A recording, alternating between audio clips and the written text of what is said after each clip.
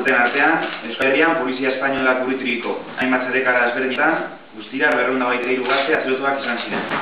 Horietatik, 151 bat espetxeratu zituzten eta hainbatek torturak salatu zituzten. Uribe Kostan, 2007ko urriaren 17an, Agorta eta Berangoko 11 gazte atxilotuak izan ziren. Inkomunikatu dituzten, eta nahiz eta Garzonen torturen aurkako sasi protokola aplikatu, epaileen aurrean torturak eta tratu txarrak salatu genituen. Hiru izan ezik, gainontzekoek espetxea ezagutu genuen.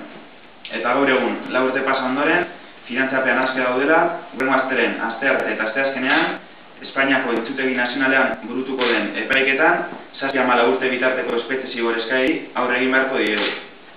Epaiketa inkomunikazio aldian torturen bidez eragindako altuiko pasiatan oinarritzen da. Hainbat kalerazu eta kide izatea leporatzen digute gai. Egun, Euskal Herrian bizi dugun gatazka politikoari irtenbidea emateko, Espainiar Estatuari errepresio alde batera uzteko eta prozesu demokratikoari bidea zabaltzeko autua egitea eskatzen diogu. Euskal Gazteri libre eta legal baten alde, epaiketa politikoen abolizioa exigitzen dugu. Aski da, utzi diezaio dela Euskal Gazteriak libre izateari.